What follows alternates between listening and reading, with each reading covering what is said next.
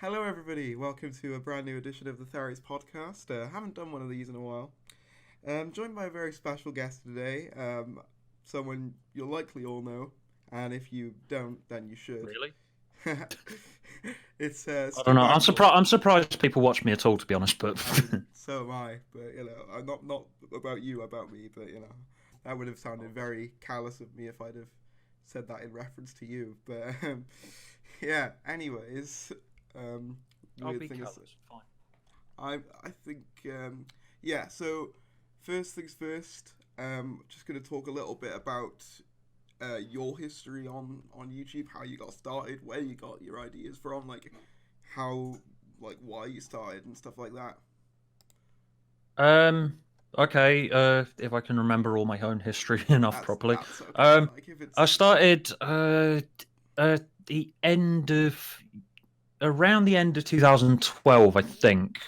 Because my first couple of videos were recorded on a very terrible DV camera in my flat at uni. Okay. So yeah, and it was mostly just I think one of the main things that inspired me to start doing it was I watched a lot of Channel Awesome at the time. Yeah. So it made me just think, oh, I want to do something like that. So I was just reviewing like shitty nostalgic children's movies and things like that. My first video was a movie review of the Barney the Dinosaur movie. Which did surprisingly well. And then as I went along, I started moving into talking about Doctor Who, obviously. He Who Moans. It kind of came off the back of I did this student radio show at the time where I just sort of talked about recent movie releases and TV and things, and I ended up doing quite a lot of rants about Doctor Who because, very opinionated about Doctor Who, and my first He Who Moans, which isn't online anymore because there was some sort of copyright dispute and I didn't know how it worked, so I ended up just deleting it, and now it's I've probably still got a copy on an old hard drive somewhere. My first one was Asylum of the Daleks. Okay. Yeah, a good place to start. Yeah, because it had just been broadcast, and immediately I had a lot of opinions about it because that one is like this black hole of despair for people who I was really excited when Stephen Moffat first got the job with Doctor Who showrunner, and I still think he's a really good writer. It's just I could see him misfiring, and I wanted to have some sort of outlet for that. Yeah, so it's kind of very similar to me, but basically later on, because I sort of started with Chibnall rather than with Moffat. I think that's I think the key distinction is that you kind of started to have an outlet against kind of Moffat's direction.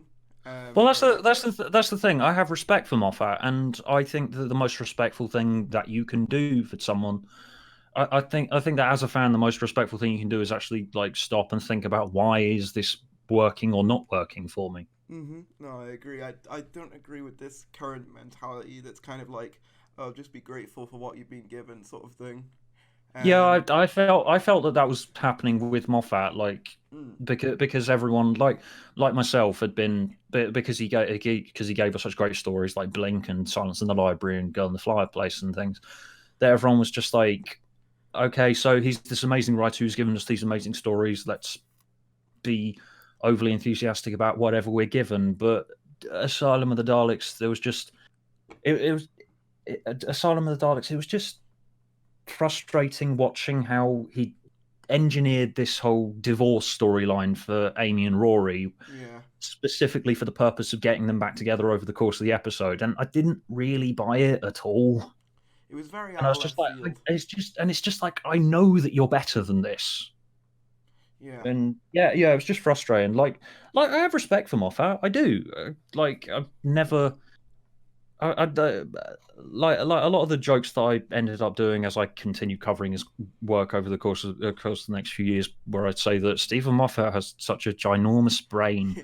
A lot of it is just silly ribbing like that, but it comes from a genuine place of love and respect for the work that he's done.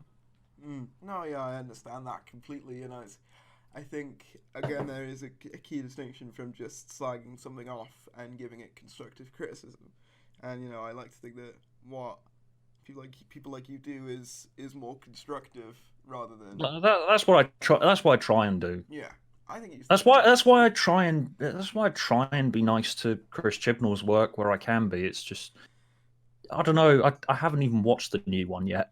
Have you not? That's interesting. No, I haven't watched Spyfall yet because I don't know. I suppose I'm not really a typical fan in that I've been treating Doctor Who like homework for the last few years. So the comment section where the one joke that you always end up making to yourself if you're making Doctor Who related content is, oh, you just go into Doctor Who wanting to hate it. Well, I do go into Doctor Who thinking about how I'm going to turn it into content. So that's kind of how that's kind of a valid criticism there. I like my favorite comment is like, well, if you don't like it, why are you watching it? And like, the simple answer is you wouldn't have the video if I didn't watch it. So and it does come from a place of genuine enthusiasm because I don't know, Doctor Who has been this constant thing in my life for God knows how long because it's massive and huge and there's all this history that you can just sort of sink hours into. Yeah, definitely. But of course, obviously, the Doctor Who's a big part of your channel. I'd argue it's not. Well, there's many other sort of things that you've covered. One of my favorites. Oh yeah, I mostly. I mean, I kind of pigeonholed myself into being a Doctor Who YouTube channel because I did so much of it because I realised, oh, people are actually watching me. I like attention. Let's do that. But and as I've got more attention, I've started to branch out into other things as well because I'm not only interested in Doctor Who. Well, I kind of had the lack of foresight because you might be able to tell by my sort of logo that it is very Doctor Who focused, yeah. With the diamond and stuff. So I've just kind of embraced that now, but I'm doing other things on someone else's channel, like a film-related stuff. So again, you know, it's always that difficulty is trying to. Well, that's the thing. That's the thing. You can do it. You shouldn't really let this expectation of your audience define what you do. That's what I think. No, I totally agree. Which is because I thought that for a while, but then I just sort of got to the point of realizing this is just something I do for fun. I can cover what I want, basically. Fair enough, yeah. And I mean, it seems to work pretty well for you because your recent Netflix video, that seemed to have done quite well. Oh yeah, that did. Yeah, that was quite good. Yeah. Which mostly came together because again, I love Netflix and I love their original content, but I feel they haven't been treating a lot of their shows that fairly. I don't think, especially since I recently found out that BoJack Horseman it's not ending because they decided that it was a natural endpoint. Apparently, it has genuinely been cancelled. Oh, that's interesting. Which is interesting for like your critical darling. I think the thing about Netflix is that because it's been, I guess, the popular kid in school for so long, it hasn't really had that many rivals. No. Yeah, it's almost as if it's gone to its head a bit, and they've rested on their laurels. Yeah, and I think that's going to be an issue going into what many people are calling the upcoming streaming wars with Disney Plus and, you know, all the other ones, Amazon Prime, and although there are lots of problems with those rivals. I've been looking into it because I want to start making more videos about it. But there are lots of problems with those rivals. Like Disney Plus isn't launching in the UK until March. Yeah, I found that strange. Yeah, that is strange. Apparently, it's a contract thing. Which because by the time Disney Plus launches in March, a lot of the interest in like The Mandalorian might have gone because, you know.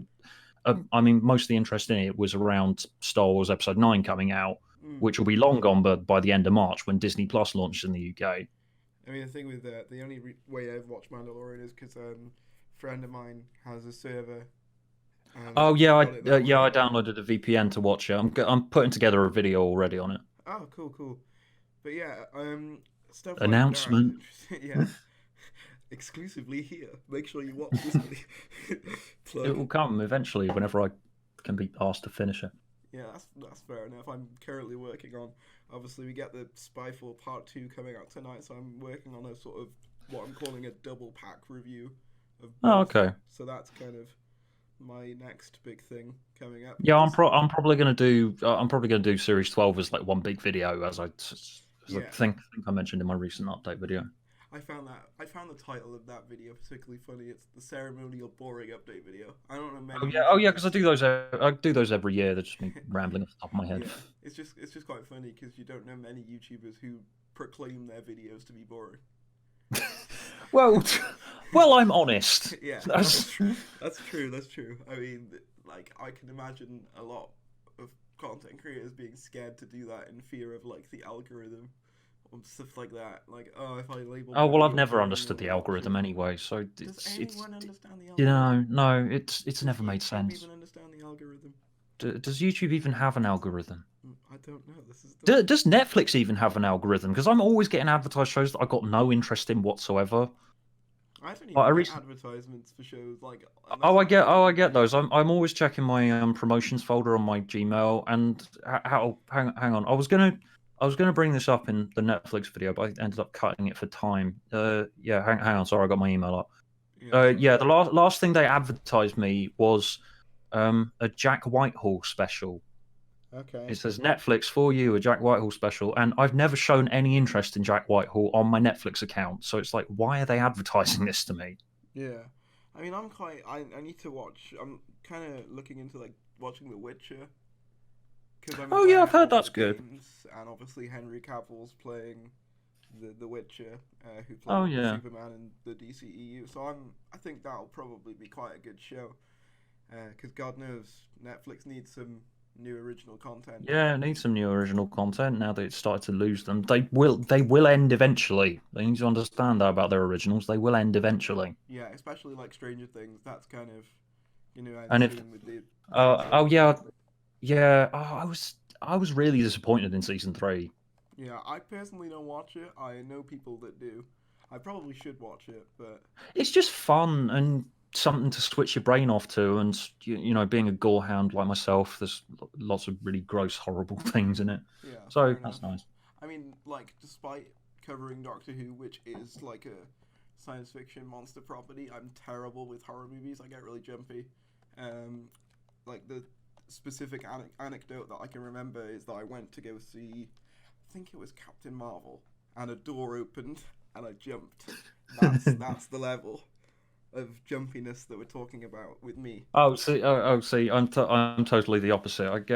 I think one of the main reasons that I'm so into gore is my dad is really not into gore. So Oh, so it's I kind of think a that's I think that's rebellious part of thing. the I think that's part of the reason that I make such horrible gory content because you know It's kind of a rebellious thing yeah, from his side. kind of subconscious rebellion. Yeah. I mean, don't get me wrong. I enjoy watching like kind of your gore because it's almost self-aware gore. I think that's kind of different. When it's not self-aware, I struggle because like Well, yeah, and it's cartoon gore yeah, because exactly. That's the thing as well. And things like with Deadpool, even though it can get quite bloody, it's always done sort of in jest, so it doesn't really bother me as much. Whereas I think an actual horror movie would bother me. campy gore. Yeah. So the other Oh yeah, like BBC One Dracula, which came out recently, that's got quite a lot of gore in it, but it's quite campy gore. yeah, I saw I don't know whether you ever watched Gogglebox before, but I saw them cover it on that. If you ever seen Gogglebox, Oh, occasionally watch it, although I do make fun of it quite a lot because it is essentially YouTube reaction content. it is. But I mean, it surprised me that it took them that long to make a show based around that premise. To be honest, Yeah, because it is quite easy. yeah, it's quite easy. It's quite profitable because it's literally just people sat watching TV. It's it's not really high production value in any way. Yeah, it's quite easy, So yeah, that makes and sense. it is easy going, and Yeah. I do a lot of what I watch has to be quite easy going because I'm very tired all of the time.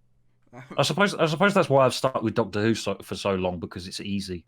mm, I mean that makes sense. Like, I again for me, I think while I always wanted to be Doctor Who's the main focus, I've just sort of again sort of acquired that sort of Doctor Who YouTuber thing that many others have, and it's just stuck now. So yeah, but there's 3 other videos that I wanted to mention before we get to Doctor Who stuff, because obviously I realised that the bulk of this podcast is going to be Doctor Who related stuff, and I wanted to ensure that we did other stuff as well, because I feel like as much as I love talking about Doctor Who, it can get quite stale.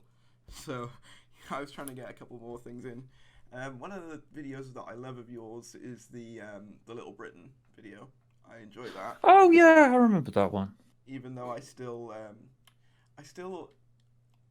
enjoy like 99.9% of the show, and Come Fly With Me. If I'm being honest, it's quite fun. It's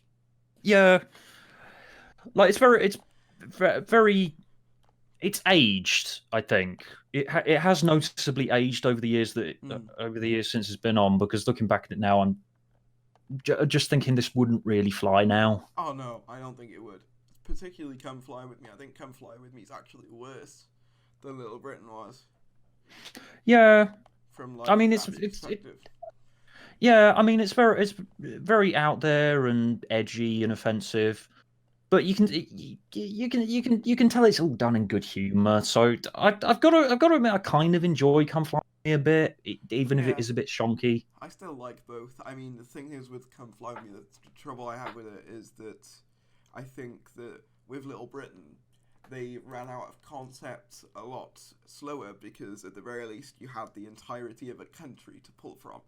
When you've just got an airport to pull from, the ideas are going to run out a lot quicker, and they did, because basically by the end of the first series of it, they were sort of reusing the same kind of jokes with... Yeah. I mean, that's what like Chris Lilly does, who does Summer Heights High. I haven't really liked much of what he's done recently, but he like gives himself a concept. Like Summer Heights High is a mockumentary show set at a school with like ridiculous, exaggerated characters, and then his next one is like, what was his next one after that? He did one about some Jamae, that character. Who's like a private school. He gives himself different things and like launches different series. I think that Little Britain should have done that, really. Like launch a different series, like do one series set in an airport, say one series set at a school or something like that. Yeah, I think I thought of one based on... I mean, there's kind of 2 main school things in Little Britain. You've got Kelsey Grammar School, and you've also got like the world that sort of Vicky Pollard inhabits. Either of those could kind of be an interesting little sideshow in terms of like the school area, and then obviously you got Come Fly With Me, which is more, as you said, more of an airport, stuff like that. More focused. I think that's what I like about Come Fly. Why I'd prefer Come Fly With Me to lots of Little Britain's later days when they were running out of ideas, because it was a bit more focused. Yeah, I guess that makes sense. I'm one of those people that pretty much, even then there is different... I mean, it did overindulge in shock humor, which I think I quite like shock humor, but it gets old after a while. Yeah, I mean, I think one of I think my favorite sketch is probably the Lou and Andy one, specifically because, I mean, I guess I relate to Andy being disabled myself, but I guess there's that, and there's also, I quite like, it's a subtler one, but I quite like the Molly Sugden's Bridesmaid one, where it's just this one person who can't stop going on about that one experience that they've had with the celebrity, and you can't tell where she's being like honest about it or not. My favorite though is easily what's his name, Peter Andre, the one who's like breaking into board games and pitching his stupid ideas. Oh yeah, the one who's like scratch with scratch. Yeah, or Cocoa Pups. Oh yeah, that as well. Yeah, as much as people make fun of it and say the Little Britain's, it's quite easy to make fun of now looking back, but it did all right for its time. Yeah, no, I think it did. I think again, we wouldn't have something like it now, but I appreciate what we got, really. The live performance, if you've ever seen, that's quite good.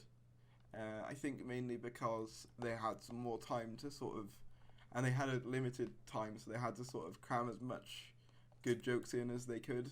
So Yeah, what they did have was pretty good. I think that's yeah. why. Although with those live performances as well, that's kind of a part of what I was talking about in that video. Lucas and Williams expecting themselves to do too much all at once because Little Britain suddenly became this massive thing, and like it was everywhere, and like they're writing and shooting sketches and going on tour and everything, and expecting themselves to do all of this in the space of 1 year. Yeah, it's just not like feasible. It's like nobody of the sketches went down. It kind of reminds me of like when people make those outlandish New Year's resolutions that are just so Oh out yes, there that they're never gonna happen.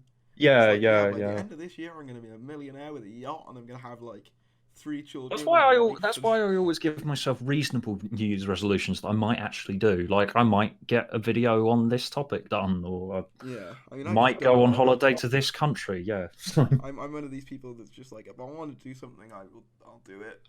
If I don't yeah, want to do something, then if I don't want to do something and I'll say I'll do it, then it ain't gonna happen. It's kind yeah. of If you don't want to do it, don't do it. It's yeah. fine. I think that's kind of Who cares? exactly. Who cares? Mm. No one will really care except you, I guess. Yeah, exactly. The other thing that I wanted to talk about, well, there's two other things. The one is when you dissect Brexit into a TV series. I think that's a Oh, funny yeah, concept. Brexit. Can we just pretend that it doesn't exist? Yeah, So I no, don't have to think about it. no. I just like the concept of breaking it down into a TV show, rather than I don't know. like I just thought that would be easier because I wanted to talk about it because I've got lots of opinions on it because I've just sort of been sitting on the sidelines laughing at how appallingly everything's been handled. But at the same time, I'm not a very combative person, and I just am sick of this landscape of like everyone shouting at each other. So I just thought, let's just take everything that's happened and just say it like it's a TV show and not take it seriously at all. yeah. Because I think that's the only way that you can have a non-combative conversation about Brexit, just making fun of everything that's happened. Yeah, it's a mess, and that's the last that we'll ever say about it. Yes, let's end it there. And the only other thing I want to talk about in terms of non-Doctor Who stuff was the internet always remembers that video. Oh yeah, that was fun. I really enjoyed that one. I think I just Thank you. enjoyed the concept behind that one. I think putting people's internet activity into a physical presence is a cool concept, and obviously depending on how you are on the internet, that shapes your past life. I just liked that idea. That shapes your robot. Yeah, Yeah, I wrote that at the end of 2014 when I was doing lots of reflection about the stuff that I've posted online over the years. It's kind of a form of self-confession, really, yeah, as in thinking, what if my internet past was put into a robot, and how that might end up screwing me over. yeah. It is a thoroughly interesting. Like, and I haven't even posted that much horrible stuff that might screw me over on the internet. But compared with some other people, that's why I'm so careful with what I post online. Yeah, no, that makes perfect sense. It is an interesting concept because the title's quite right. The internet doesn't forget once you've No, done it doesn't. something and put it out there. It's always going to be there because it was. Yeah, because when I wrote it was around that time when there were all these lawsuits. There were all these lawsuits happening over stuff that people had said on Twitter, or news stories coming out about someone got fired because they posted this on Twitter. And I'm just like, people, Twitter is essentially publishing. If you Yeah, put something on the internet, other people are going to see it. yeah, exactly. No, it's completely right. I just think I'm amazed really that I mean there have been delves into sort of making the internet sort of villains, but I don't think it's ever been done in like bringing it a physical presence is not really a thing that's been done in like white mainstream media. Really. Well, that's the thing. It's starting to people's internet lives are starting to come out and affect them in the real world, and I just think people need to understand that. Yeah. Like there's been this big push to like say, okay, what happens online? It's just the internet. It doesn't matter, right? But no, the way that you interact with people online does affect them in the real world because someone that you're talking to on the internet, there is a real person on the other end of that who's gonna see you posting, "Oh fuck you, you stupid twat." There is someone on the other end of that, and they're gonna see that, and you just got to think, how does this make me look to them? Exactly. No, I completely agree. That's why I think it's such a great concept, is because it kind of Thank you. it holds us all accountable, really, for what Yeah. we say and do, and I think that's something that I think is important, because I think a lot of people just think, oh, it's the internet, there'll never be any repercussion for this, when chances are there likely will be. Yeah, exactly. So I just thought, let's take the repercussions and make it immediate. Yeah, and then obviously, Yeah, like that ending. It took me a few days to come up with that ending, but then when I realised that the robot at the end, he says, "You shared all this information willingly, and you agreed to our terms and conditions. So what legal comeback do you have to this?" yeah, and he doesn't have a rebuttal, really. He can't really do Well, anything. no, because everything you post online, you did it yourself. You're responsible for that. Yeah. No, I really like that concept. I think it would have been, I think it could be really interesting as maybe a TV show or a film. I think that would be interesting if there was a sort of physical presence there to sort of represent your internet sort of activity. Yeah. It would probably have to be a high budget affair, because If I had a budget, if only I had a budget. yeah, I'm bringing that concept to life would likely Yeah. take a lot of work to try and manifest it in some sort of believable way. That's probably why it's not been attempted yet, because it's I don't know. kind of a One day, shakes fist. One day. one day I will be That was part. essentially what my YouTube channel is, isn't it? It's that Simpsons thing. Old man yells at cloud. Yeah. No, yeah.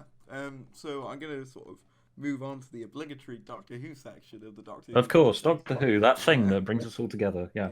Yeah. Okay, so tell me about It's lovely, isn't it? Doctor Who. It's lovely. It's brought so many people together. I've met so many cool people on the internet because of it. It's amazing. It is. I've met so many good people. Like I wouldn't be doing this podcast with you right now, say, if it wasn't for Doctor Who. So Yeah, exactly. Rob Shearman, my favorite writer, my idol. I met him through a comment section on my YouTube channel. So yeah, I mean, I can't believe that you're doing, like, I think when you did the update video and you said, oh yeah, by the way, doing a podcast with Robert Shearman, I was like, what? How'd you get Robert Shearman? oh yeah, he's agreed to come on my channel at some point. I asked him over a drink that we had a few months back, and he said, "I'm kind of offended that you haven't asked me this before." So that was nice. Yeah, that's a good point, actually. You run a Doctor Who channel and you've never asked. Yeah, he'll just come along if I ask him. So yeah, That's fair enough. I mean, yeah, here's a lovely man. If you ever run into him at a convention or something, just go up and say hi. I will. I'll say that you sent me over. Yeah, do that.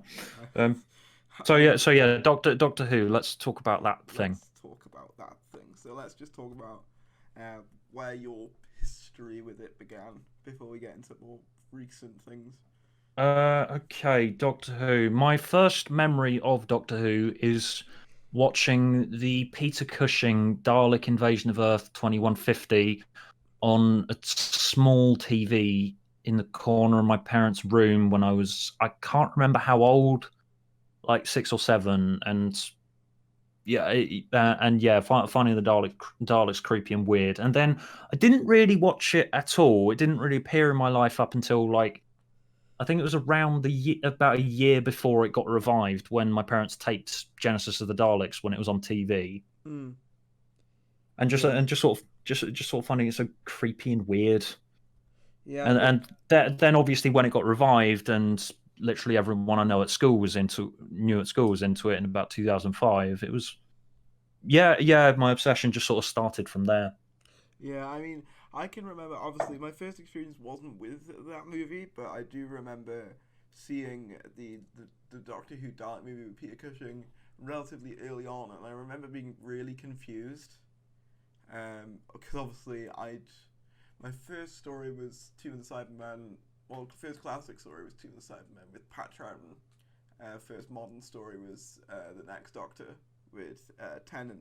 So I was kind of a little bit later, but I still. Oh, that is a little bit later. Yeah, I've been sticking around with New Who since it started. So yeah. Yeah. Well, I mean, I still went back and watched Eccleston, so I watched the entirety of New Who.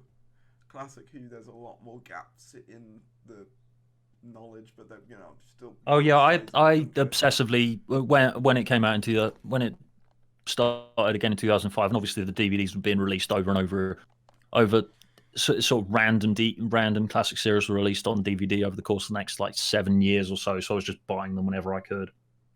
Yeah, no, that makes sense. I've recently subscribed to that new service, BritBox, that's got all the classic. Oh yeah, the one with all.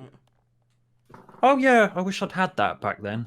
Yeah, I mean, I think it's a great idea because I've got a bunch of classic DVDs, but it's just kind of the sort of getting them out and getting them in, and it's just the convenience. Yeah, it's huge. Yeah. Your classic DVDs take up a lot of space in the house, and it's huge, and you can't find the right ones. And exactly. And I think there was a joke that I did in He Who Moans at some point where I was saying this episode is like the Nightmare of Eden. You get the DVD, you watch it once, and then you return it to your DVD collection, and it's never to be seen again.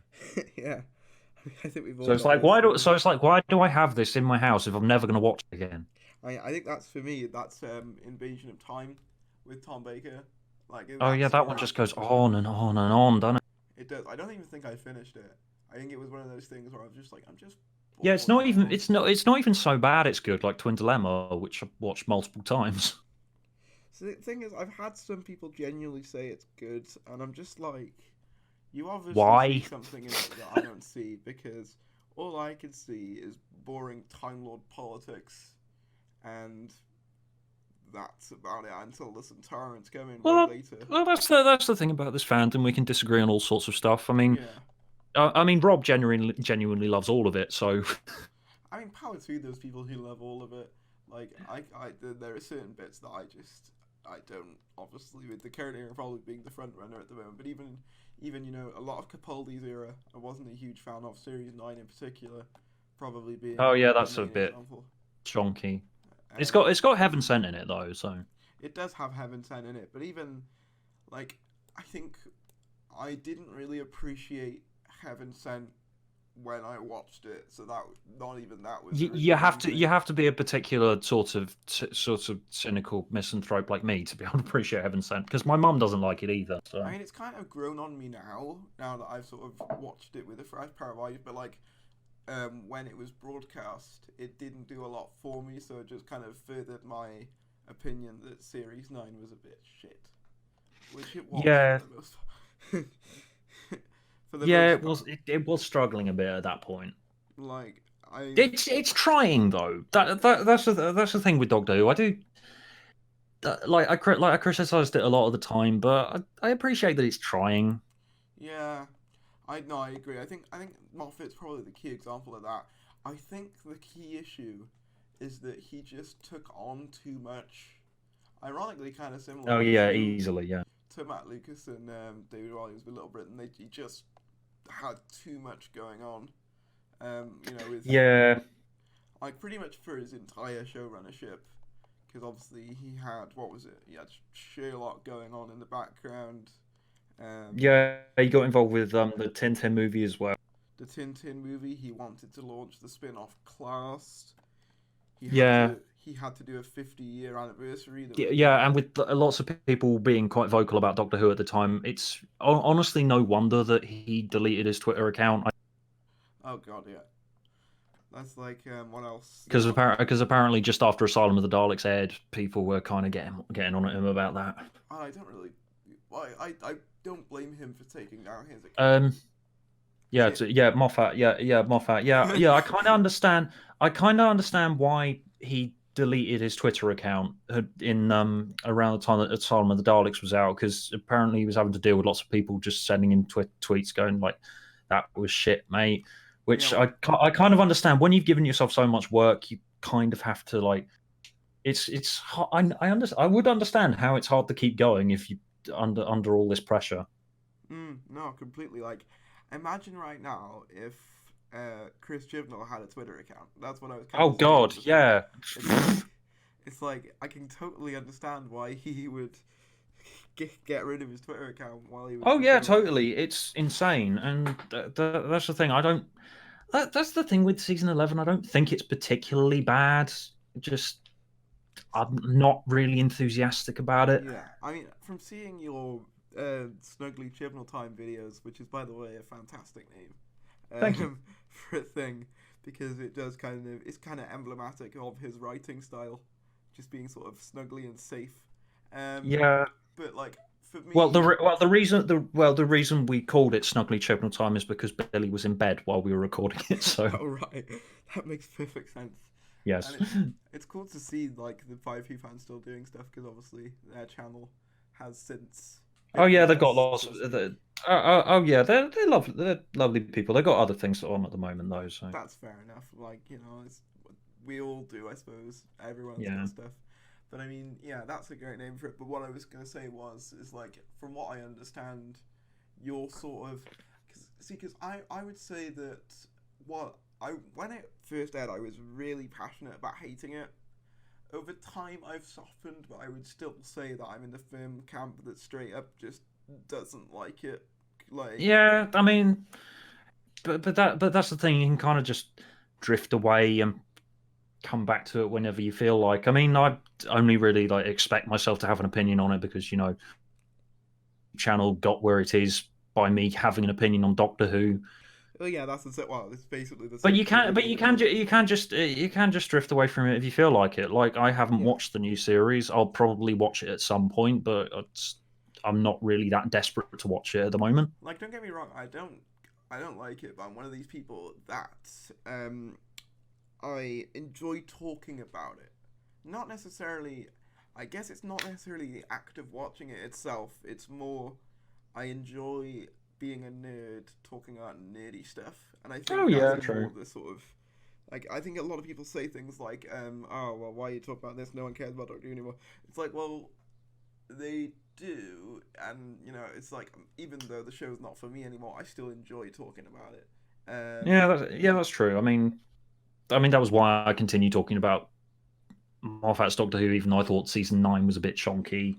I mean, funnily And enough, occasionally it did throw out stuff that I really, really enjoyed, like Kevin Sen. Just I don't imagine Chris Chibnall's Doctor throwing out something I'm going to really enjoy, so no. I can sort of drift away from it and like give myself a occasional comment or something. Although I will Or as I admit, said, make a series 12 video. I will admit, Spyfall did. I think for me personally, it was an improvement, and that's all I'm going to say. Obviously, because I Oh, don't want to okay. give you any spoilers. I do think it was an improvement. I still don't think it's great, but I Although don't think. I kind of already have had it spoiled because pretty much everyone I follow on Twitter is heavily into Doctor Who. Yeah, And that's the. I instinctively open Twitter every time I get up in the morning. So yes, I already know that the Master is in it. Okay, that's cool. I know. Yeah, Because I also was trying to be very careful with my words. yeah. Because You don't have to be you don't have to be careful. And as said, with at the moment I'm not really that invested, so you can just spoil it if you want. that's probably because to be honest, I'll be doing one big long 2-part review. Well, not you say well, the video will be in one part, but I mean obviously I'll be reviewing both parts. So Yeah. I think I'll get more of my thoughts on it out there. But I think with Chibnall, it's kind of like what you said in your video on why you're tired of Chibnall as a writer of Doctor Who. It's that he is a construction writer. He builds a perfectly functional product and that's fit for mass consumption, and that's about it, really. Like, Yeah, and that's the thing. That's just not how Doctor Who's operated up until this point. So I'm not really that enthusiastic about it. and I will admit, on New Year's Day, I watched it with a few family members, which is the first time in a while I've actually watched it with family. And it was quite interesting because, I mean, obviously they know that I don't like it, so the amount that they said that they were actually enjoying it is still up to debate because maybe they were saying it just to get under my skin. Um, but I mean, in terms of what their reactions were, they actually quite enjoyed it. And Okay, I mean, well, that's the thing. It can just not be for the more hardcore people like us. I mean, it is quite palatable. I'll give it that. I mean, I say they all enjoyed it. My dad really isn't into sci-fi at all, so he basically watched the first 10 minutes and then just kind of sat through it while I scribbled down notes for my review. Um, because obviously I was with him over the New Year period, and obviously I knew I wanted to make a video on it, so I was like, Dad, do you mind if I hijack the TVs? Yeah. And he was like, fine. So that's basically how that happened. But it did give me a new insight, because I think up to this point I just looked at what fan reactions were, and seeing a more general public perspective was quite interesting. For example, I would Yeah, because say, the wider public reaction is very different to the reaction of the internet. yeah, that's the thing. And I would say, I personally, my favourite part of the series is Bradley Walsh's character, Graham. But when I watched it with family, they were like, well, what's the point of his character? He just kind of whinges. Which Yeah, he does, really. That is kind of his thing. I think it's just Bradley Walsh is just fun to watch for us, It really. probably So is that. a lot of it's probably Bradley Walsh himself rather than the character.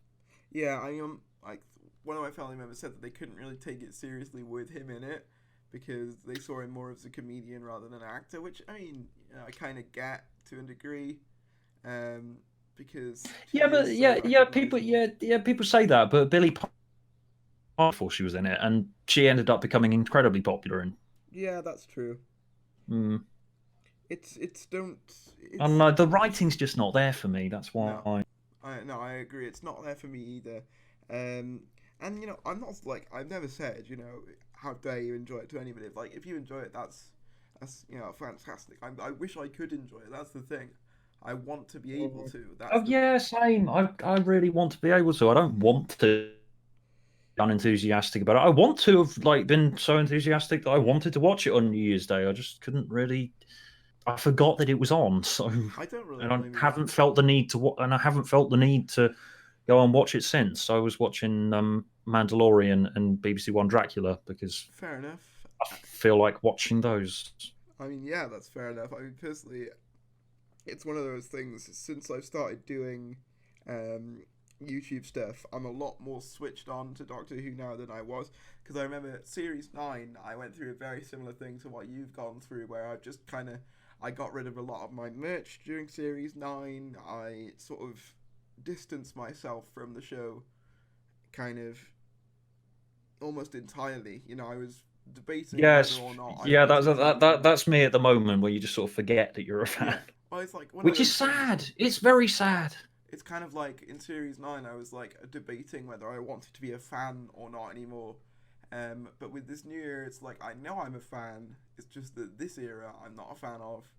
Mm, But I enjoy talking about this era because I think a lot of people can relate to not enjoying this era, because I think that's why people like myself get an audience, is because there are a yeah, lot of people who do feel disenfranchised by it, kind of thing, where it's like they feel as if they've sort of been left out in the cold, which I yeah. understand. It's sort of. So I think I'm sort of drifting away from it because I can tell I'm not a fan of this era, and I don't really like talking about it that much. Yeah, well, that's the Whereas whereas difference. as opposed to the He's a Capaldi era, where I thought it was misfiring, and I thought it was misfiring. There were moments of brilliance, and I enjoyed talking about it, as opposed to now, where I'm just like, what is there to say? I mean, I guess that's me, but in like reverse.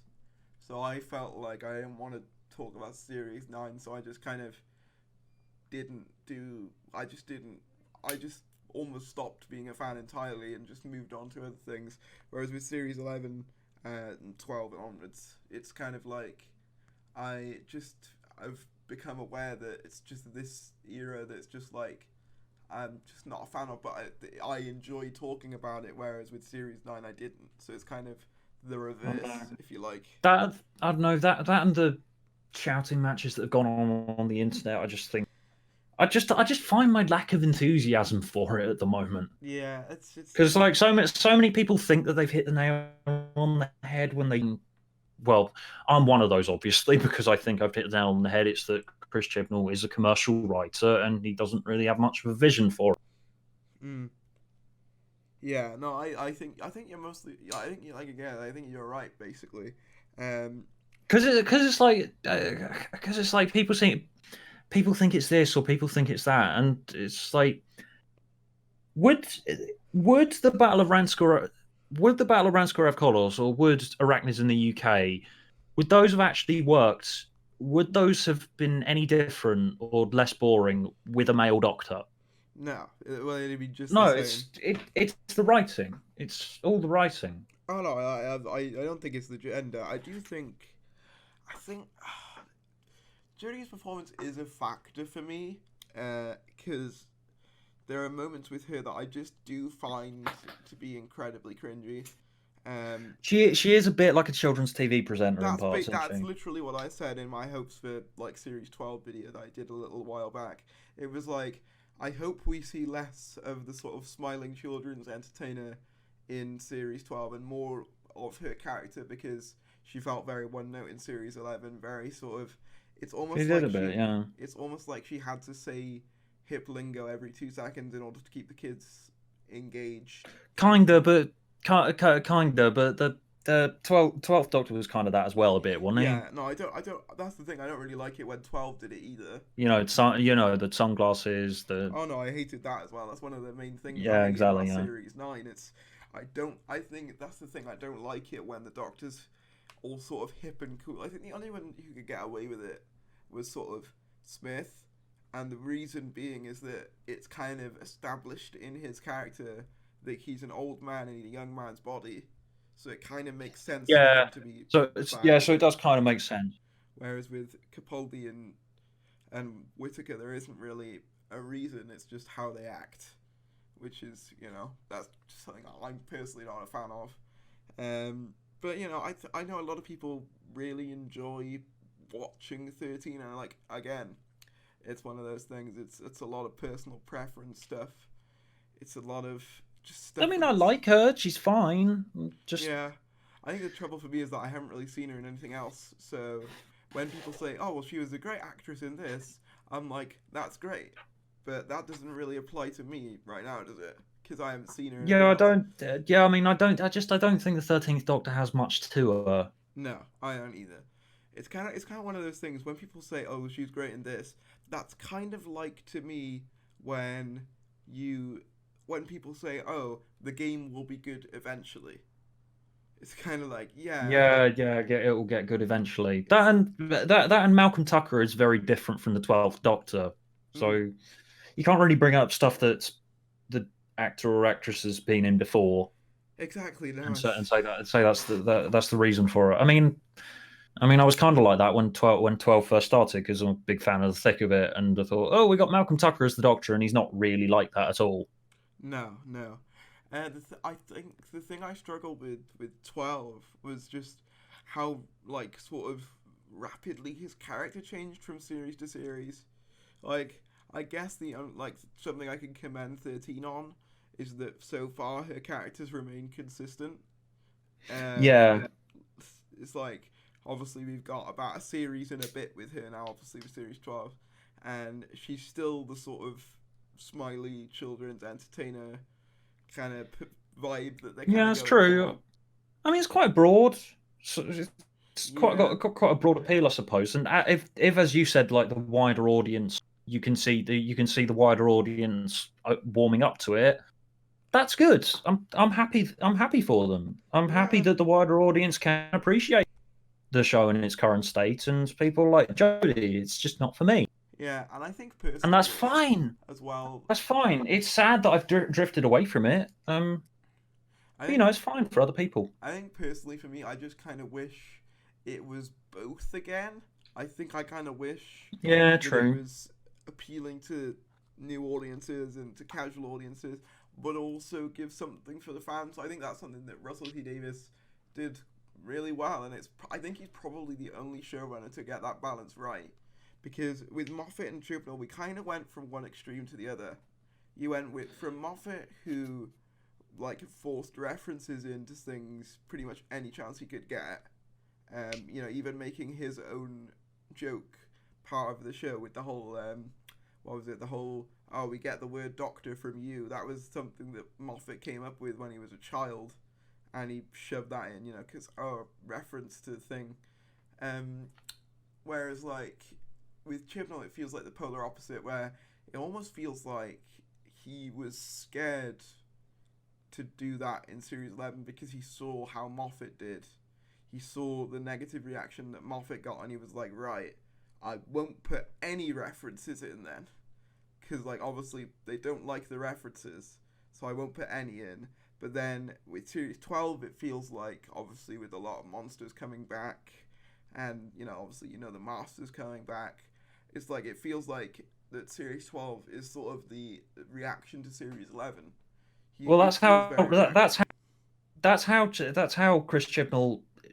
Obviously, I don't know the guy, but having studied his work, that appears to be how Chris Chibnall writes, and which is fine, and that means that he can always create a functional product, which will probably appeal to lots of people. It's not really a product of his own vision. It's like much of his work, and yet I don't think I've ever really got a feel for who Chris Chibnall is as a person. It's all calculation about what the audience. Him calculating what the audience wants to see rather than what he wants to give them. Yeah, it's kind of the only time I've really understood what Chibnall values in entertainment is, funnily enough, in that 80s interview where he's like... Which people... I did make a point of this in my video, that people are making a bit too much of that 80s interview. Yeah, I understand that, but I also think it does have quite a bit of like meme potential.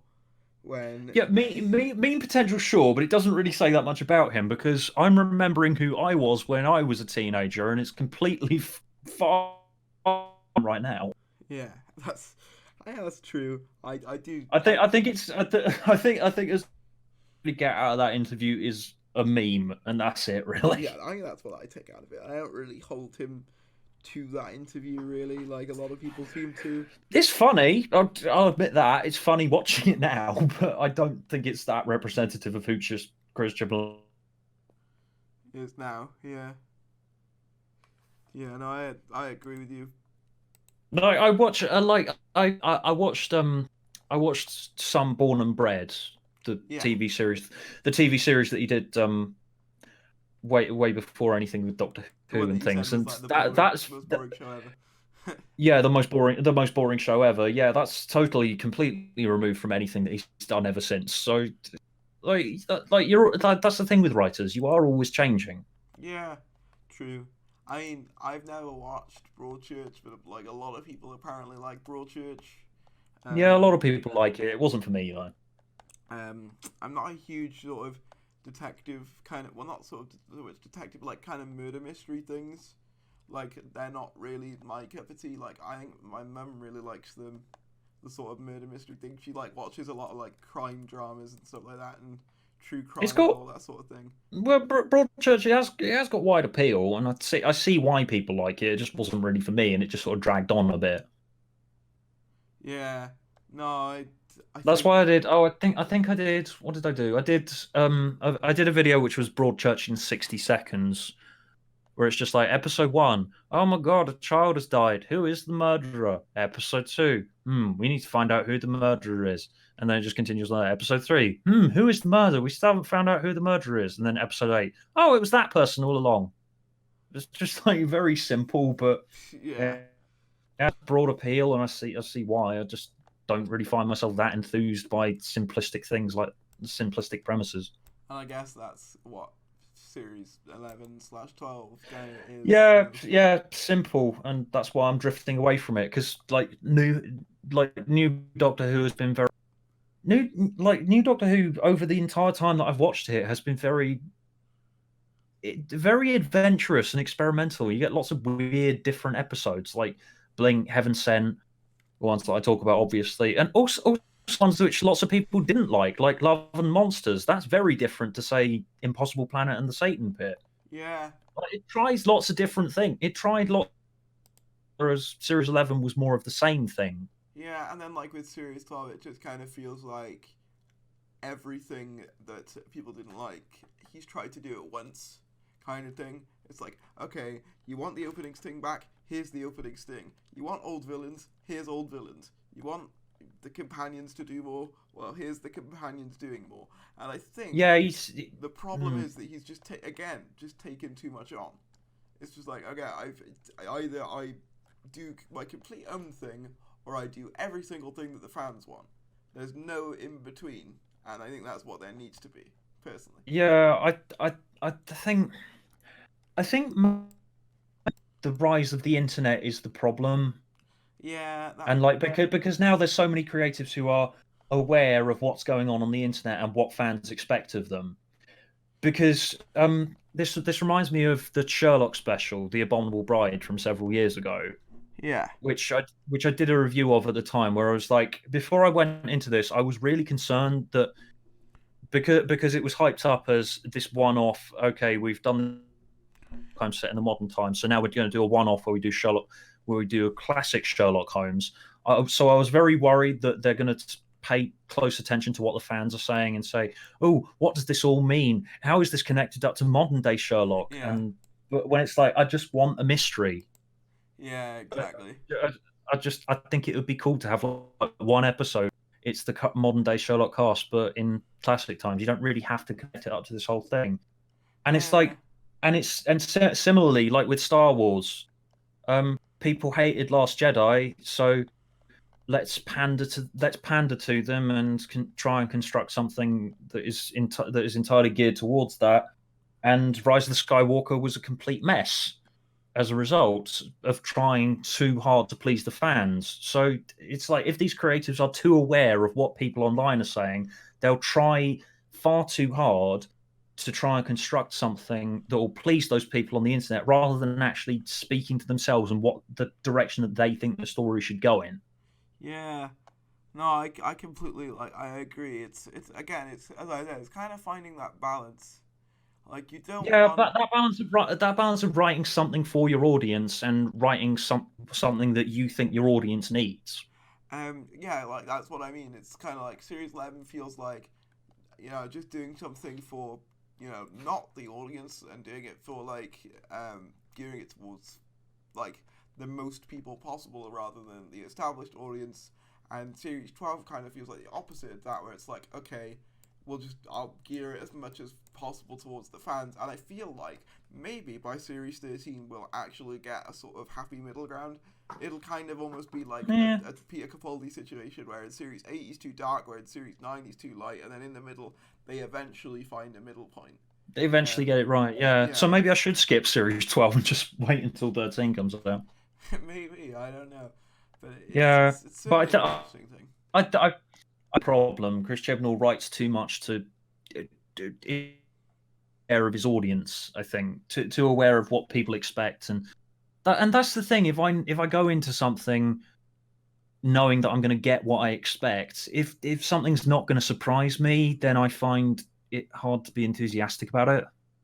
Yeah, no, I understand that completely. That's why I'm one of those people who loved Last Jedi, because it was so different.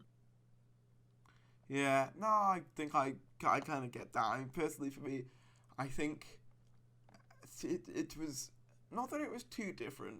It's just the different ideas that it had weren't that great. It's kind of like I'm all for different ideas. I was impressed by it. I mean, as I was watching it though, I was thinking to myself, not that many people are going to be into this, but this is weird and esoteric, and it's the sort of thing I like, but I know lots of people aren't going to like it. Yeah, it's kind of like with going from Davies to Moffat. It was like early Moffat is a lot different to late Davies, yet I really liked early Moffat. When I say early Moffat, I mean like Series 5. Series 5, yeah. Because it's different. He's retooled the show and like really gone for it. Yeah, and I think it really worked. Series 5 is one of the strongest, I'd say. Yeah, I would say. I think if it maintained that same quality, like if it stayed Series 5, kind of like, let's say like Series 6, Series 7 managed to maintain Series 5 levels of quality, I think things could have been very different. Obviously, because there was a slight spike for the 50th, but I think that's mostly because the fact that he had to put a lot of time aside for that because it's the 50th anniversary, kind of the most important episode of Doctor Who ever at the time. Yeah. Yeah, whereas Series 6 did feel a bit rushed. It did. In a lot of places, it was like... Yeah, that was the point where I was feeling a bit shaky about it, and then when Series 7 came along, I started He Who Moans and continued along in that direction. Yeah, no, I completely understand. And I think if there's anything I can say about Doctor Who is that eventually there will be a version of it that really appeals to me again, and clicks with me again in the same way that... well, that's the thing. Maybe you'll end up looking back at it in hindsight and appreciating it. Because, I mean, I had my complaints about the Davies era at the time, but I've started revisiting, finding myself enjoying it on a... I mean, yeah. I mean, like, I used to be really critical of Moffat basically all after Series 7. Like, everything after Series 7, I was like, I don't like this that much. And I've started looking back on things like Oxygen, World Enough in Time. Oh, I like Oxygen. Like that. And yeah, no, that's what I mean. Oh, and World Enough in Time. World Enough in Time's great, yeah. And going, wow, this was a lot better than I gave it credit for, really. Series 10 in particular. Because I think the thing with Series 10 was I was so sort of put out by Series 9 that when Series 10 came around, I was just like, it's just going to be more of the same. It's just going to be more of, you know, Capaldi wearing sunglasses, and there's going to be, like, Nardol's basically not going to have a purpose other to be the comic relief, even though Capaldi kind of became comic relief. And personally, I still think that Nardole was a little bit unnecessary. I know a lot of people really like Nardole, but I think Missy said it best when she said, your exposition and your comic relief. Yeah. I mean, I love that. Yeah. No, it's a really good line, but just because I think it's just because you're self-aware doesn't necessarily mean that it's still not an issue. Kind of. Yeah, it's true. Yeah. I don't know. I mean, I loved Series 10 because it just felt refreshing after I'd been a bit. Yeah. After I've been a bit iffy on site. It's like looking back on it, it was markedly different from Series 9. It's just that I wasn't really willing to give it the time of day because I was so put out by it. Series 9, I mean. So maybe I think that might be why I haven't bothered watching Spyfall yet, because I'm still put out by Series 11 and just thinking if I go into it now, maybe I'm not going to go in with fresh eyes, and maybe I'm just going to be seeing what I'm expecting to see, and maybe just leave it for a little bit. And come to it when I feel ready. Then, you know, maybe I can view it a bit more objectively. Yeah, I'm gonna move like a little bit on from the current era because I want to talk about, you know, sort of obligatory fan talking points. So like I want to know. Okay, go on. I don't know whether you've said this before, but your favorite Doctor? 7. 7, okay. Yeah, a bit different, I know, but yeah, when I started buying up classic Doctor Who DVDs, I ended up with Remembrance of the Daleks and Greatest Show in the Galaxy and things like that. And I was aware of the show's reputation when it was in its death throes, but I feel it was starting to go in a more interesting direction by that point. Because Greatest Show in the Galaxy, in particular, which I just thought it was so cool that at the show's anniversary, it was making something which was very self-aware. It was very meta as well, about a circus, about this space circus where its glory days are behind it, and it's like it's like in its death throes, and it's like rotting and decaying. And I thought that was so cool that you got something self-aware and humble at the show's 25th anniversary. Yeah. And there's lots of really dark stories in the Seventh Doctor's era as well, like Curse of Fenric, which I was shocked by, but especially because Sylvester McCoy was primarily a children's entertainer before, but now you've got him being like two-faced and devious, and like lots of really cool has lots of really cool confrontations with Ace in it. It's like a bit dark and twisted and gnarly, and I loved it. Yeah, I mean, I think if you watch documentaries on Sylvester's or Seven's sort of character and how it got formed and then how it eventually changed, it is really interesting because the entire premise of his character, pre sort of series 25 and 26 was, okay, they want us to be less violent, so let's smooth everything out. Let's make the Doctor as goofy as possible. Let's have him play the spoons like he did in Time in the Rani.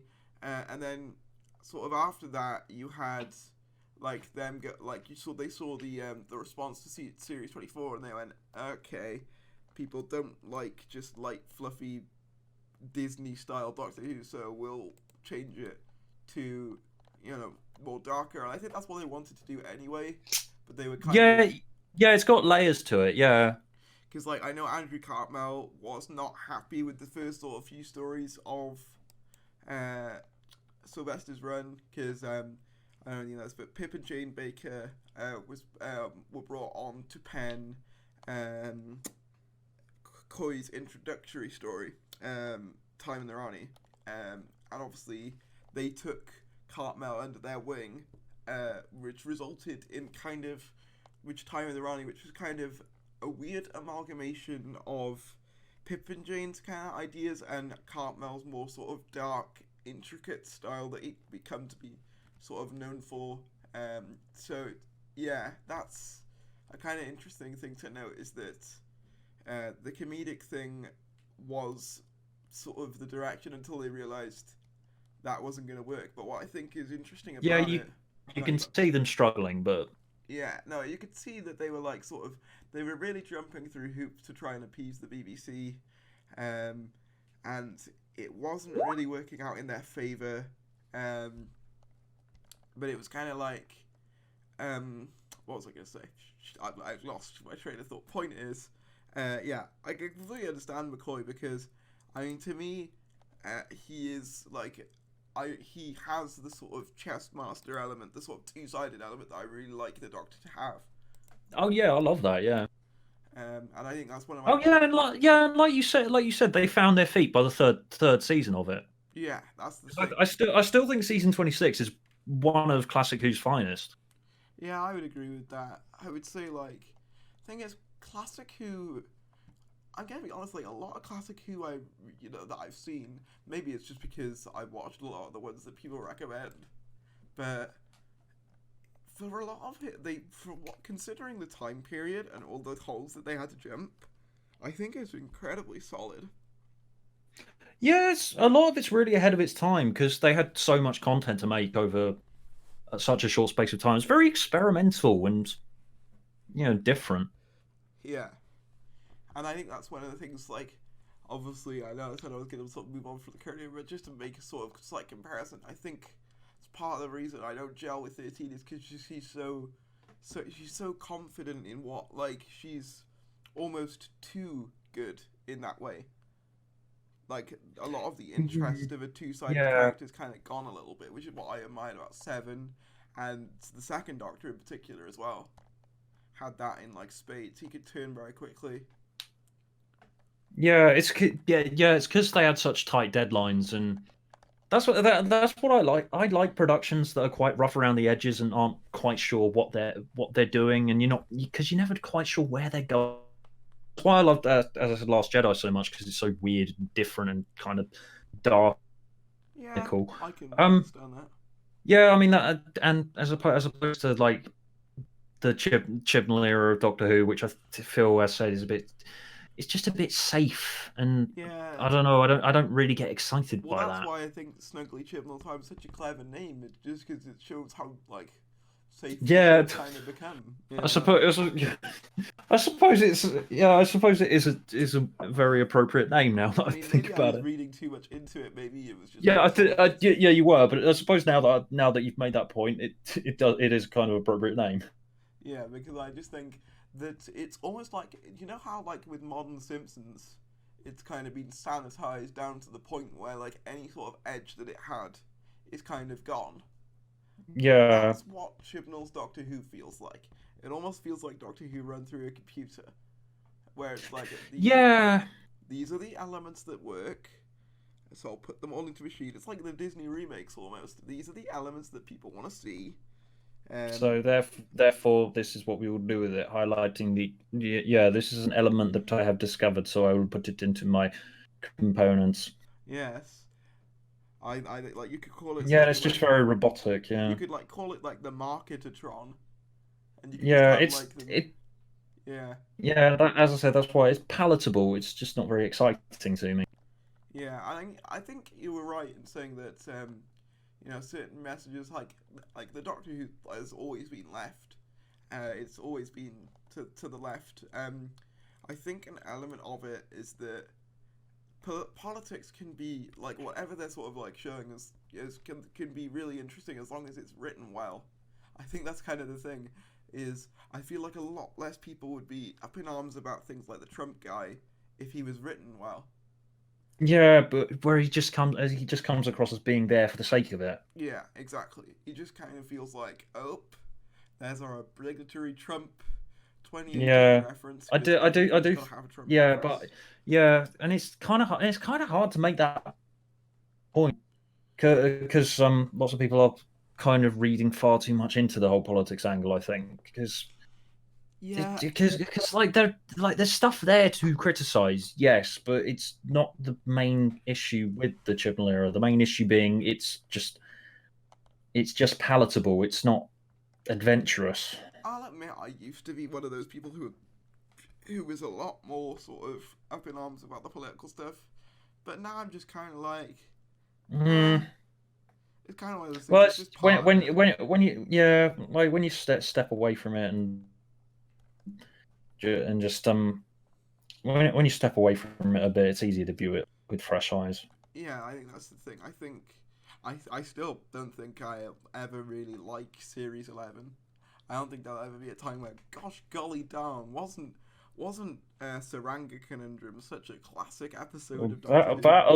The Battle of Ransker of Kolos. I Yeah, mean, as I coined it, I said the battle of the name that I can't pronounce because it's a long, overly complicated name. the one with the long name. Yeah, Yeah, the one with the long name.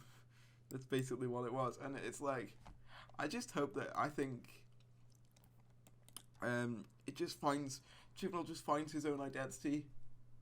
I think that's the thing. Like, yeah. say what you want about Moffat, Eventually, say what you want about Moffat. At least he had his own style, at least and I knew who he was. Whereas I yeah. don't.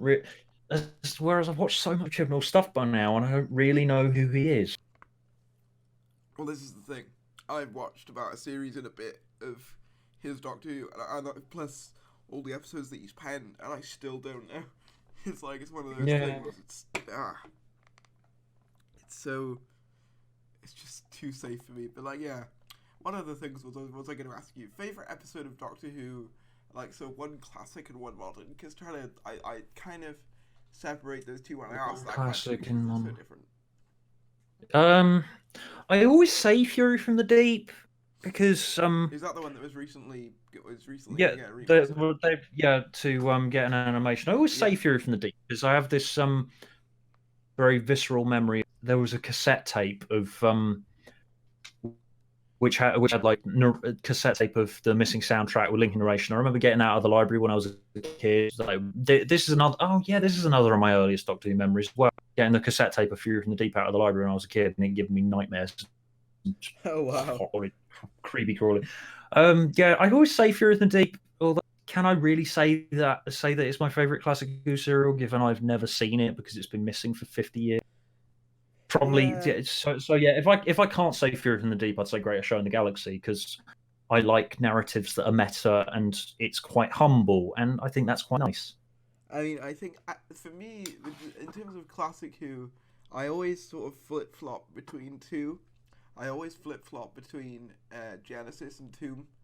I sort of go back and forth because Oh, Tomb those are was both nice. Yeah, Tomb was my first classic story, um, but I would argue that Genesis is the one that I end up watching again and again and again. So it's kind of like oh yeah, it's one of those effortless watches, isn't it? it really is. It's like I You just think sort you just sort of put it on and suddenly find yourself like, that's the thing. It's like one of the things about classic Who is it does feel like it drags sometimes, with things like, as I said, the Invasion in Time in particular being a great example of that, it just drags on and on and on and on. And even I think things like Earthshock suffer with that a little bit. I think that goes on for a little bit too long. Yeah, it does a bit, yeah. But like, I mean, with Genesis, everything feels like it has the perfect amount of time to get you. Yeah, it's got really good pacing, yeah. I think some people say, oh, you could get rid of like two of the what do you call it, sort of episodes, but I personally wouldn't want them to. I'm happy with it how it is. Tomb, to be fair, does have pretty good pacing as well. True. Especially considering I haven't watched Tomb in ages. Should watch it again. Especially considering the show was very much in its infancy when that episode was. I mean, you know, it's still kind of early on in the Troughton era. Recently left, so it's kind of still in its infancy, and I think I just appreciate the sort of, I think the creep factor of it. I think, in my opinion, a lot of people boast about the Mondasian Sidemen. I personally think the Tomb Sidemen trump them, in my opinion. And then those are the Sidemen that I'd like to see come back. If I was in control, I'd be like, let's get the Tomb Cybermen back, because I like Tomb, yeah. Because they were just, I love the design. I love the voice. Because it's not as grating as the Mondasian one can be. I feel like with the Mondasian voice, it just sounds a bit silly at times, whereas with the Tomb ones, they feel a lot more sort of augmented kind of thing. If that makes any sense. Yeah, the Tomb ones are very creepy. And Modern Who, I'm gonna have to say Dalek. That's fair enough. Yeah, that was. Yeah, I mean, not just because I'm mates with Rob, but just I have like very visceral memories of that, of when it first aired back in 2005 and coming into school the weekend after it aired and everyone talking about, oh my god, it was and like watch it back so many times and find new things in it which I didn't really notice before. Like I still remember when I watched it back like years and years and years after it aired, around the time that I was starting my YouTube channel, and actually starting to see more of the meta commentary elements that it has towards the end of the episode, where the Doctor and the Dalek are talking about the Time War, and just seeing it how that's essentially a commentary on how the old show ended. Yeah. No. Like we fought a lot was lost. Yeah. It just gives you such chills watching it. I think it's just so well done. I hope that I know he's going to be novelizing. He's novelizing Dalek? He's written a novel of Dalek. Yeah, so I hope he does do another Doctor Who story at some point, because I would love to see him tackle maybe a new creation of his own, or maybe he's mostly moved on into writing his own short stories recent times. And his books are amazing. I totally like, because his books are very dark and unrestrained. Yeah. Whereas you're never safe in a Rob Shearman book, I would say. I will certainly check him out. If he's watching this, I will certainly check him out. I'll definitely buy the Dalek novelization, because I think that'd be quite cool. Because they normally tend to expand on things that they don't really have the budget or time to do in the TV show. So I'm interested to see what he would add to it in the novelization anyway. Definitely buy that. In terms of my favourite Modern Who episode, this is always a difficult question for me, because I've got so many that I like. It's really difficult. Like with Classic Who, it's less difficult because I haven't seen as many. But having seen all of Modern Who, it's extremely difficult. I think, personally though, I really like the two-parter Stolen Earth Journey's End. I think maybe because part of it's nostalgia for that particular era. Obviously with 10 and all different companions, I have a lot of nostalgia for those, and the two-parter is well done, and I like invasion stories. So yeah, it's got a really nice pace to it as well, and like every little incident in it feels important in its own way. Yeah, and looking back on it, the Davros reveal and where Sarah Jane's like, but he's dead. Oh yeah, That's a yeah, really yeah, cool. yeah. That's really nice. Yeah, especially for if you watched Genesis. That's a really cool moment. Yeah, people say that Russell doesn't have that much, doesn't have as much in the way of references to Old Who, and that was why Moffat went a bit overboard with it. But it's got things like that, like Sarah Jane confronting Davros after I mean, you decades. say that he didn't have enough references to the old show, but he created a whole show based around one of the old Yeah, companions. exactly. I don't get where this original criticism of him came from. Not, yeah, I don't really.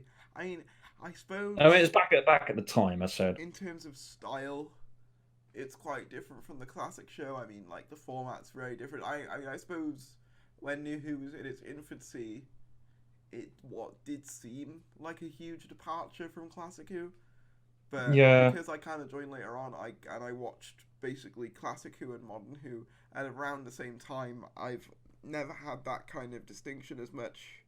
I'm more sort of like that. It's more sort of one big thing, whereas a lot of people separate the two shows as being two completely different shows, classic Who and modern Who. So, and whereas I know there's two different eras, but I wouldn't consider them two different shows. I just consider the fact that while it's the same show, it just got cancelled and then it just got brought back later on. That's kind of how I. it's a continuation, but it does have its own style. Yeah, Because that's you've got to basically modernize it in that's some way, otherwise the audience isn't going to care. So exactly, yeah. So yeah, I would say in terms of that's a great two-part. I love Doctor's Wife. I think that's a fantastic story that doesn't oh, that's often fun. Yeah, it's get a lot of the really credit that dark it and weird. deserves. Yeah.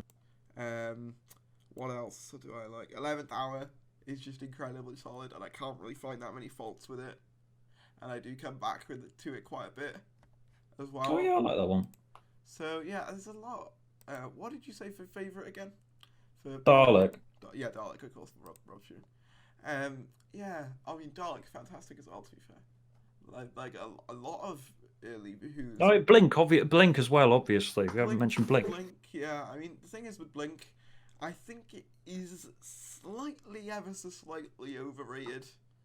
Like, I don't get me wrong, I think it's fantastic, but I don't quite think that it's as good as some make it out. Like, it's when it makes it into the top 2 Doctor Who stories ever, and I'm just kind of like, it's good, but I wouldn't call it that good.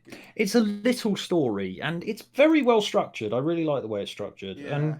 And Heaven Sent, obviously, which is Heaven just like Sent, this, yeah. just like this very personal and intimate little story where he's like punching a wall for thousands of years. It's just like and I think it's just actually, magnificent, and I need to watch it again. I haven't watched it in ages. if you look at it, Heaven Sent actually acts as kind of a good metaphor for the show in general, because throughout Moffat's sort of pitfalls as writer, the show seemingly could have died at any point, but there's Capaldi still punching at that wall, hoping to get the show to keep moving. I just think that's kind of symbolic of the show itself. Yeah, it is kind of symbolic of the way the show's doing, just like punching a wall, and we got nothing left to say. We're just punching this wall over and over again, and yeah, it's creative and intimate and dark and depressing, but I just it's one of the most impressive episodes of Doctor Who, I'd say. I would say so, yeah, and it's Capaldi's performance that really cements Yeah, that. it's the episode that he was cast to make, I'd say. Probably, yeah. I'd say Yeah. World Over Time and Doctor Falls is pretty solid, even though I think Doctor Falls does let it down. Yeah, bit. I think people overrate how much it lets it down, but Yeah, true. it does a bit. Empty Child Doctor Dancers, Oh yeah, that's awesome as well. Yeah. incredibly solid. Honestly, in a lot of Moffat's early work, it's very difficult to actually go what the flaws are in it, really, because most of his stuff in the early days is just really good. Even things like Curse or Fatal Death that he did, even that is Oh, I love that. Yeah, incredibly funny to me. Like I know, and you can Captain. tell he's got such an encyclopedic knowledge of the show as well. Yeah, I mean, like I feel like if I was to write a joke episode of the show, like a parody episode, like that would pretty much be what I would write, kind of thing. Like have the Doctor regenerate into a bunch of speculated, castings, Oh yeah, yeah, that's brilliant. which Yeah, which they were at the time. But I obviously, think I think I wrote my own parody comedy Doctor Who episode where ages and ages ago, where it's like the Doctor versus the space triangles or something. I can't the remember what space I did, but triangles. it was Doctor waves a screwdriver at the space triangles, and then they stopped doing a thing. I remember I started writing something called Doctor Depressed once, where essentially the Doctor realizes that everything he does is meaningless because he'll just end up regenerating again anyway. So That's essentially heaven sent, isn't it? it's essentially heaven sent, but it's also kind of like Doctor Who Groundhog Day, in like he just does the same thing every day, and it's just like nothing is ever Well, impacted. the show is a sum of its formulas. So Yeah, basically. So that was that's something that I wrote. Well, I didn't even finish writing it. I read like I wrote the first paragraph. God damn, I'm struggling to talk today. I wrote the first paragraph and then never came back to it. Maybe I will at some point. Um, mm. yeah, but in terms of okay, what's like your least favorite? If you could pick a worst that like you would never watch, like um, in terms of classic well, and modern. that's the thing. In terms of worst ones, I have watched the worst ones in just to make a video about it. Like Warriors of the Deep, I'd say is the worst. Yeah. More for what it represents than anything that happens in it, Mm, yeah. I because it highlighted it as one of the reasons he disliked Doctor Who in that Room 101 sketch. You realise that it's at that point that the show is probably doomed. Yeah, I think for me, I think just Invasion of Time, I just can't stand. Yeah, it's just dull. Yeah, It's just like I just don't get why. I don't get why it's not lower down. To be honest, I don't. In the grand scheme of like Doctor Who ratings, like not ratings, like when fans rank them and things, I'm surprised to see where Invasion of Time actually. I think everyone just forgets it. So Maybe that's it. Maybe it's sort of it's almost like the Master in the three-parter, the Russell Davies three-parter, where he's like, "Oh yes, listen to this hypnotic rhythm, and you'll think that he was this great man." It's kind of like that with with Invasion of Time. It's just like you will forget Invasion of Time. You will not remember Invasion of Time. And it's just like this rhythm yeah, telling people to I think that I forget. think that I think that's a more egregious. I think that's a more egregious offense that a doctor just sort of being forgettable. Yeah, I think that's the worst thing that Doctor Who can be. And that is why The Hungry Earth and Cold Blood are the worst episodes of modern Doctor Who. Ooh, that's a controversial statement. Ooh, They're not, but they, but they're just unremarkable. yeah, you can make an argument for it though. I suppose. Like, I mean, you I can don't pretty know. much make an argument for any episode of Doctor Who being the worst one. I mean, you can pretty much make an argument for any episode being the worst one. I think I saw someone make a genuine like compelling argument that the Day of the Doctor was the worst because Yeah, I it just mean, kind of ruins the Gallifrey arc. But I mean, I don't think it ruined it, but I do see why some people thought that bringing back Gallifrey was a bad idea. yeah, I mean, I thought it did. It did. I wouldn't say that makes it the worst one. Yeah, I mean the 50th. I got such a rocky relationship with the 50th. Like I used I to. haven't, I haven't watched it since about 2014 when I made a video. Wow, that's quite a long time ago. Like, That is a long time ago. I should probably watch it again. Maybe my opinion's changed on it. perhaps it has. I find that my opinion changes if I haven't watched something. I mean, for me, like when I first watched it, I like loved it unconditionally. I thought, oh my Yeah, god, lots of people did. Yeah. it's the best episode of Doctor Who there's ever been ever, and there will never be a better episode. it was kind of like that. And then as time went on, it was kind of like, yeah, it's quite flawed. There's a lot of little things that drag it down, but there, I think the thing is with anniversaries is that they're never going to please everybody. Nah, it's true. There's a lot of expectation on them. Because in order to please everybody in that 50th, they'd have literally have to have equal amounts for each Doctor. Like, even the ones who are dead, they would have to somehow put them in there. Yeah, well, that and the show, that and the production of the show was a bit of a mess at the time, because if you read interviews and things like that, Series 7, the production on Series 7 sounded a bit miserable, so it's kind of a miracle that the Doctor ended up so loved by so many people. Oh, really? I didn't know that it was miserable. Yeah, Series 7, the production on that sounded miserable, and then like Matt Smith announced that he was leaving. Oh, damn. Yeah. That's quite sad. Yeah, it sounds quite.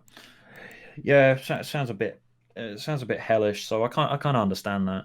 Because I can remember watching the Time of the Doctor, what do you call it? The behind the scenes, and like Matt and Jenna Coleman seemed to get on so well that I think it's kind of a shame that we didn't get another series with them together.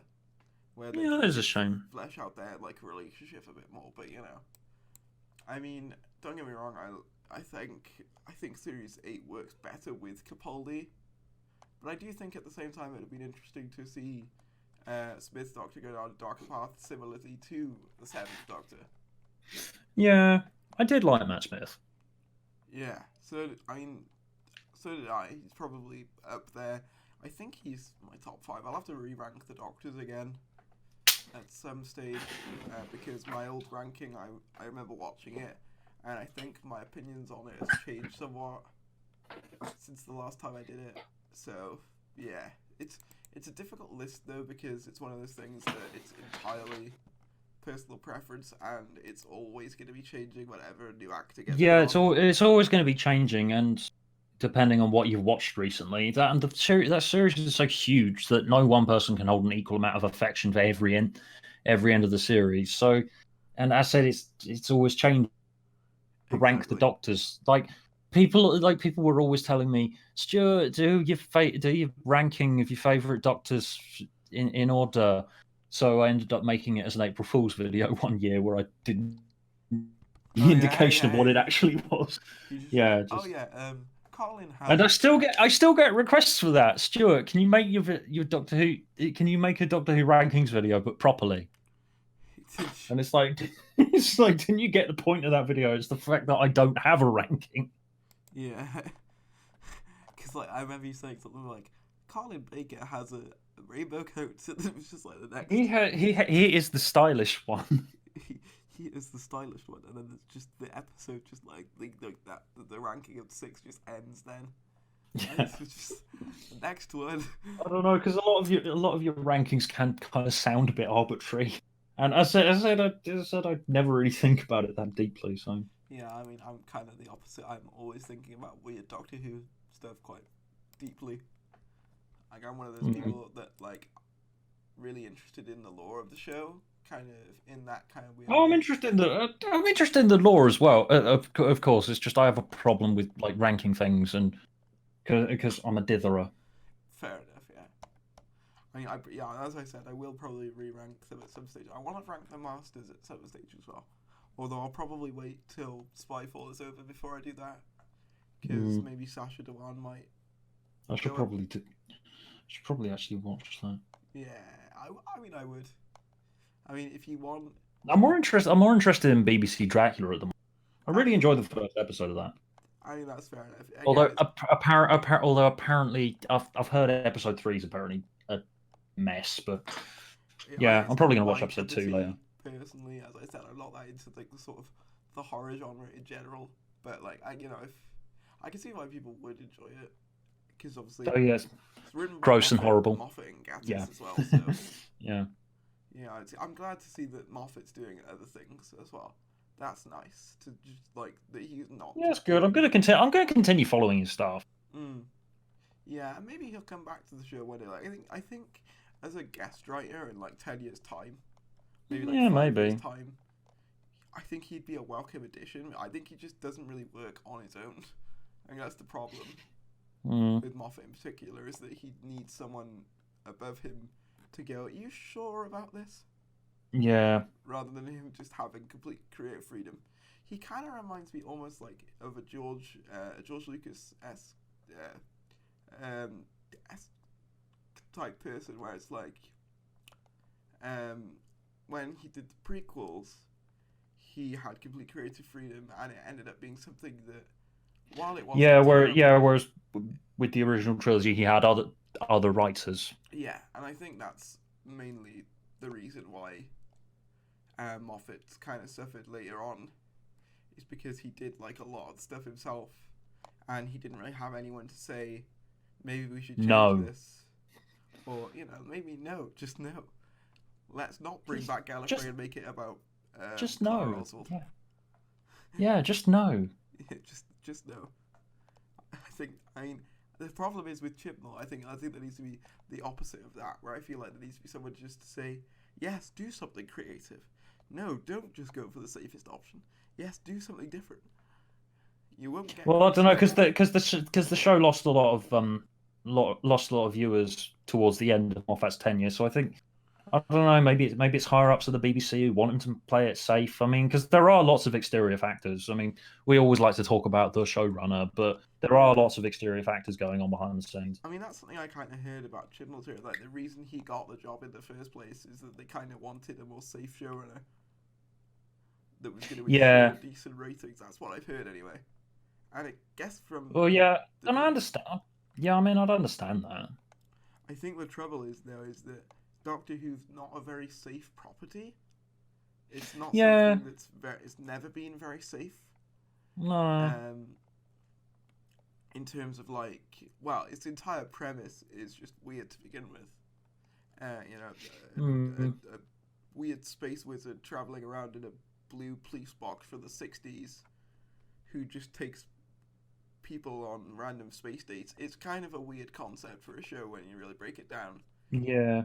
But and yet you've got this person in who's used to writing traditional stuff, so it's no wonder really that the two don't really mix. I mean, for us anyway. Yeah. So yeah, that's kind of my thing. But closing things, I guess. I wanted to talk briefly about um the eBay auction, because I found that quite amusing. Oh yeah. Yeah. Because Just I ended up with loads and loads of dollars when I was younger, so I thought and now I want space in my house because and now you've I got have it. I have too much stuff. Yeah, buy And my stuff. I don't want it. is it still up? Well, yeah, I'm still putting things online. Oh, okay, cool. 'Cause, like, the reason, like, obviously I kind of wanted something like a Doctor Who book, but I also sort of thought that having something signed by a YouTuber that I enjoyed would be pretty cool too. Yeah, And then that's I also, cool. I also kind of thought like Yeah, maybe I was surprised. I was surprised that people wanted me to sign the stuff, but yeah, I will. So I signed your book, didn't I? you did, yeah. And I think what you said was incredible. It's like, no, this is fake news. Yeah. Oh, yeah. I crossed off Terrence Dix's name and put my own as written by Stuart Harding. Yeah, and you just said in it because like I tweeted about it and then you retweeted it, and I'm not gonna lie to you, I was kind of hoping that by like me getting the book, it might have led to further things with like further chats with me and you sort of thing, which it ended up doing. So I guess I kind of I Yeah, I, that's nice. I didn't like try and do it, but it was kind of a subconscious thing where it was like maybe if I Well, you gave you gave me money, so that's always. You could I just did. ask me. I mean, I'm not that unapproachable, am I? No, I mean, I think I might have messaged you at one stage before, and I think I don't know. I don't know. I have a very short attention span. So that's fair enough. That's fine. Maybe I missed it. I miss messages all the time. To be honest, I've been extremely lucky with a lot of people because I've done a lot of podcasts with other people, as you might have seen. Because I remember sending you one as an example, and that was with Nitpicks, I think. And they were great guys. Like everyone's just been super nice, which is something I really appreciate. Like I've done one with That's a good Ace. thing about the YouTube community.